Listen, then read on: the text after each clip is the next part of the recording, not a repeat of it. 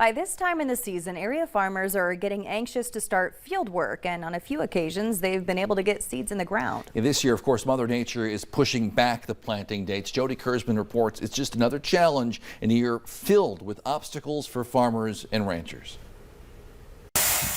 This is the life Clint Coleman has always dreamed of. Grew up this way, and it's what I'll always be doing. It's got its challenges for sure, but there's nothing I'd rather be doing. This winter, the challenges have piled up as high as the snowbanks at his farm. Pretty crazy. Finding a needle in a haystack may have been easier than finding a hay bale in a snowdrift. Well, we had to trench about half a mile back to the road and then start to dig out the bales one by one.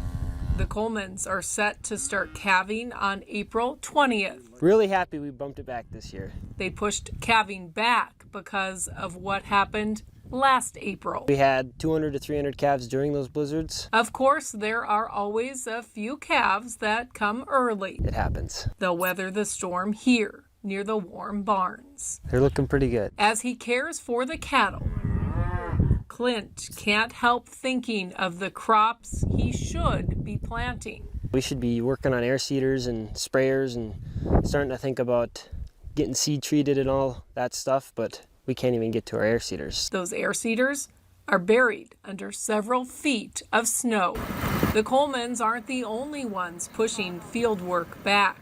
Farmers across the entire state are adjusting their timelines. We will have a delayed or a later than average planting date. But producers like Clint Coleman are still optimistic. Yeah, this is going to be sunflowers. Not thinking about if they'll get in the fields, but rather when. In there in the next month or so. Because Clint's dream of working this land is one that Mother Nature can delay, but not destroy. That's Jody Kurzman reporting. Once Mother Nature does cooperate, more women than ever are expected to work in the farm fields of Minnesota. According to an agriculture census, there are now nearly 20,000 farms in the state where a woman is the primary operator. One farmer credits technology for giving her and other women that opportunity. So many avenues now to agriculture. You know, it used to be just on the farm.